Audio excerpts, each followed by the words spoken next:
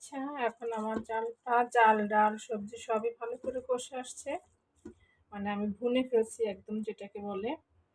দেন এখন যেটা করব সেটা হচ্ছে আমি এখানে দেখুন কিছুটা ক্যাপসিকাম রেখেছি ৩ টা কালারের রেড, গ্রিন অ্যান্ড ইয়েলো। তো এগুলোও দিয়ে দিলাম আমি এখানে। আর সাথে থাকবে কিছুটা মরিচ আমি মাঝখান দিয়ে কেটে দিয়েছি, একটু ঝাল ঝাল হবে। এখন এগুলোকে আমি খুব ভালো করে মিশিয়ে নিব। দেন আর যেটা থাকবে সেটা হচ্ছে কিছুটা টমেটো। টমেটো আমি কিউব করে রেখেছি, এটা আমি দিয়ে দিলাম।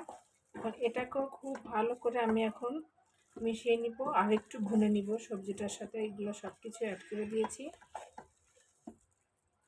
খুবই কালারফুল এবং ইয়ামি একটা হেলদি খিচুড়ি হচ্ছে, যেটাকে এক নামে আপনারা বলতে পারেন ল্যাটকা খিচুড়ি। আর এই রমজানে ল্যাটকা খিচুড়িটা কিন্তু খুবই ভালো লাগে। এটা হলে ইফতারিতে আর কিছুই লাগে না।